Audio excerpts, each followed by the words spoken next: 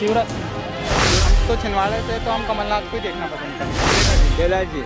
कैलाश जी बनेंगे। कैलाश जी ने विकास बहुत करा। नहीं, ऐसा नहीं है कि सिर्फ यही चीज़ है, बट हाँ इस चीज़ से बेनिफिट ज़रूर हुआ है कि एक एडवांटेज उनको मिला है कि सारी महिलाओं का, औरतों का उनके ऊपर मतलब साथ है। शिवराज जी मेरे हिसाब से सही कैंडिडेट।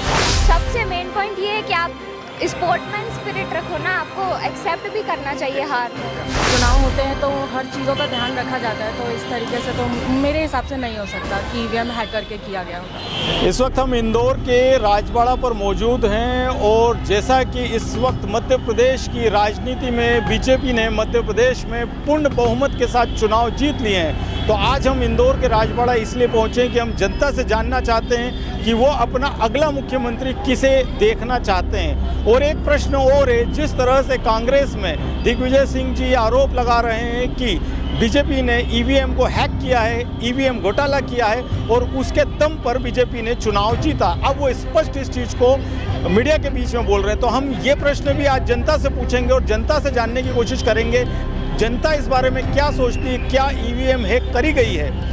आपके हिसाब से मध्य प्रदेश का मुख्यमंत्री कौन होना चाहिए अब? शिवराज सिंह। शिवराज जी होना चाहिए।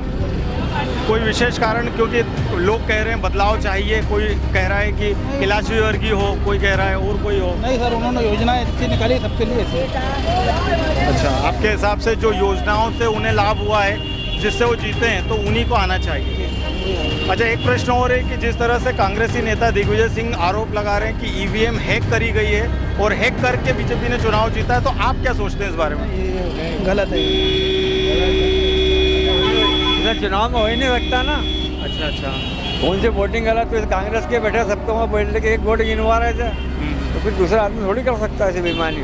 पब्लिक कह रही है आके चेक कर लो, बोले चेक करने में क्या हो गया,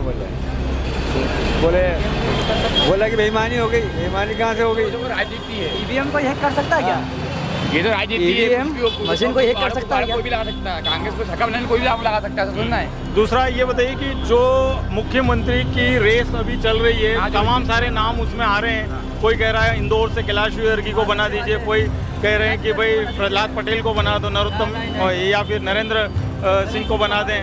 तो आप क्या सोचते हैं, किसे बनना चाहिए? सिंह तोमर या कैलाश जी, दोनों में से एक नाम कोई सा भी। कैलाश जी बनेंगे। कैलाश जी ने विकास बहुत करा है। कैलाश जी ने और कैलाश जी विकास करा है। और कैलाश जी क्या है, वो सोचते भी हैं महिलाओं के लिए भी, हर चीज़ के लिए। आज के इंदौर में जो स्वच्छ जो महिला घूम रही हैं, वो उनके यूनिटी की वजह से वो तगड़ी काम करने की यूनिटी, उनका यूनिटी बोलता है, उनका कामकाज बोलता है। आप क्या चाहते हैं, शिवराज जी को वापस आना चाहिए या नया व्यक्ति होना चाहिए?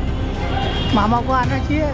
मामा को फिर से आना चाहिए। अभी की परिस्थिति को और अभी के उसको देखते हुए, लोकसभा के चुनाव भी जो आ रहे हैं उसकी परिस्थिति को देखते हुए भी 2024 तक तो कम से कम मामा जी को मुख्यमंत्री बनना ही चाहिए।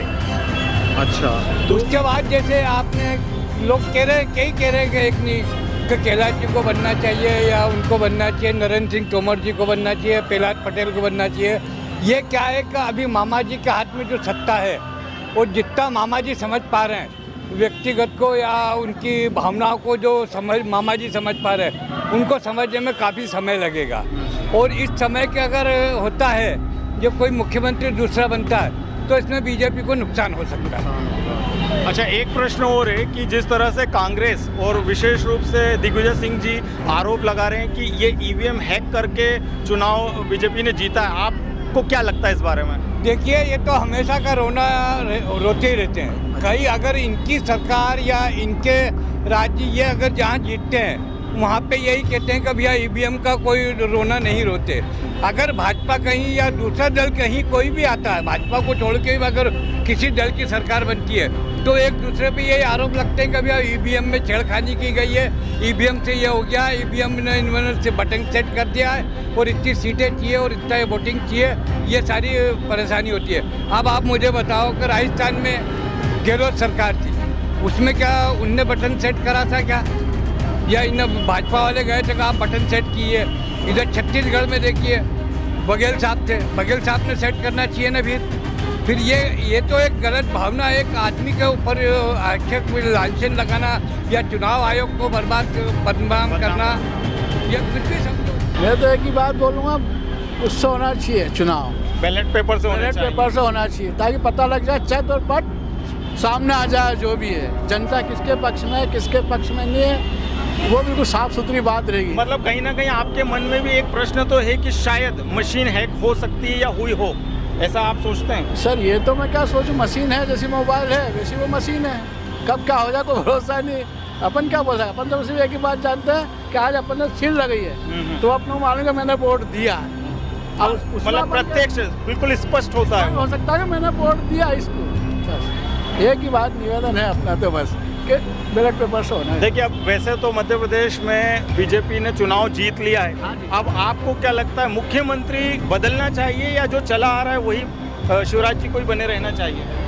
देखो सर, शिवराज जी तो सही है, उनकी जगह बिल्कुल सही है, बाकी ऊपर से जो हाई कमान में उतारे हैं वो मुख्यमंत्री उनकी दौड़ में उतारे हैं इतने जने। अब ये कह नहीं सकते कौन बन जाए वहाँ पर। देखिए होता क्या है, ये तो डिसाइड उन्हीं को करना है, लेकिन जनता क्या सोचती है, जनता क्या समझती है कि भाई हमारा, क्योंकि फाइनली जो भी व्यक्ति मुख्यमंत्री बनेगा उसी के हाथ में प्रदेश की बागडोर होगी और उन्हीं के माध्यम से सारे डिसीजन लिए जाएंगे। तो हम तो जनता की आवाज़ सरकार तक पहुंचाना चाहते हैं कि जनता क्या सोच रही है। शिवराज जी को अभी फिर से रहना ही चाहिए।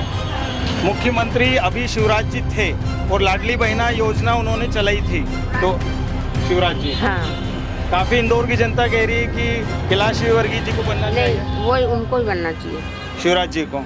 ठीक है, आपने वोटिंग की थी तो आपके हिसाब से मुख्यमंत्री कौन होना चाहिए?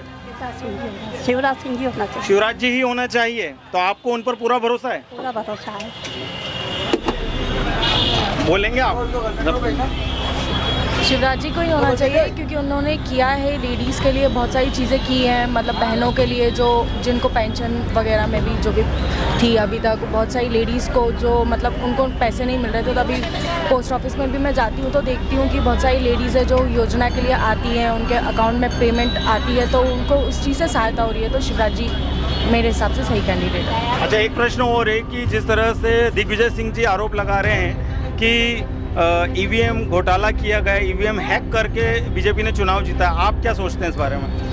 मुझे ऐसा नहीं लगता कि ईवीएम हैक करके ऐसा कर सकते हैं, क्योंकि चुनाव होते हैं तो हर चीज़ों का ध्यान रखा जाता है, तो इस तरीके से तो मेरे हिसाब से नहीं हो सकता कि ईवीएम हैक करके किया गया होगा। चलिए, थैंक यू। आपने वोटिंग की थी तो आपके हिसाब से प्रदेश का मुख्यमंत्री कौन होना चाहिए, क्योंकि अभी तक बीजेपी ने डिसाइड किया नहीं है? शिवराज चौहान जी होना चाहिए। शिवराज जी होना चाहिए। आप शिवराज जी ही होना चाहिए। कोई विशेष कारण? ज़्यादातर महिलाएं यही कह रही हैं शिवराज जी होना चाहिए। वही होना चाहिए ना, देश आगे बढ़ेगा, महिलाओं को साथ देंगे तो महिलाओं का भी साथ होना चाहिए। अच्छा, क्योंकि महिलाओं ने ही उन्हें जिताया है, तो आपको लगता है कि वो रहेंगे तो ये योजनाएं और बेहतर रूप से चलती रहेंगी ना, चलती रहेगी। युवा वोटर्स हैं वो हैं और हम जानना चाहेंगे, इन्होंने अपनी लाइफ का पहली बार वोट किया था और अब हम इन्हीं से ये प्रश्न पूछेंगे। देखिए, आप ये बताइए कि बीजेपी चुनाव तो जीत चुकी है, अब आप किसे मुख्यमंत्री के रूप में मध्य प्रदेश में देखना चाहेंगे? अभी फ़िलहाल तो क्योंकि शिवराज सिंह चौहान इतना अच्छा काम कर रहे हैं तो मैं चाहती हूँ कि आगे भी उनको ही करना चाहिए। ये मेरा ओपिनियन है कि आगे भी उनको ही करना चाहिए, क्योंकि ऑब्वियसली इतने सालों से वो हैं तो जनता ने कुछ सोच कर ही उन्हें बनाया, तो आगे भी मेरे ख्याल से वो ही रहेंगे। तो आपको क्या लगता है, ये जो लाडली बहना योजना है ये शिवराज जी लेकर आए थे, तो इसके कारण शिवराज जी को बने रहना चाहिए?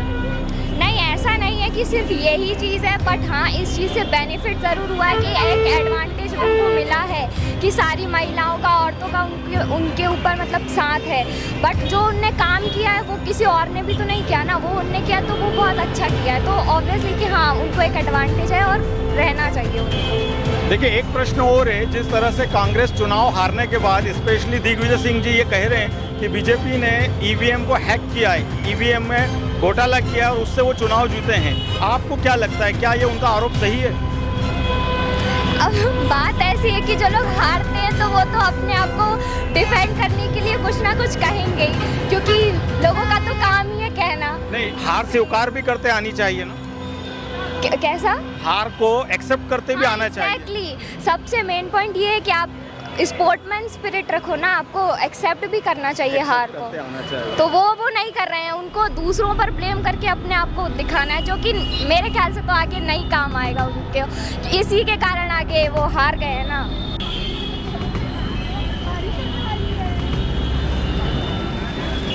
तो इंदौर की जनता ने हमें इन प्रश्नों के उत्तर दिए हैं कि इंदौर की जनता किसे अपने अगले मुख्यमंत्री के रूप में यहाँ देखना चाह रही है। और जो दिग्विजय सिंह जी ने आरोप लगाए हैं कि बीजेपी ने ईवीएम को हैक किया है और उस तरह से चुनाव जीते हैं, तो इस पर भी इंदौर की जनता ने खुलकर अपनी राय व्यक्त की है। तो आपने ये वीडियो देखा है और इस वीडियो को देखने के बाद आप खुद ये निर्णय ले सकते हैं कि इसमें कौन सही है, कौन गलत है, किसे मुख्यमंत्री बनना चाहिए और ये जो आरोप कांग्रेस लगा रही है इसमें कितनी सच्चाई है।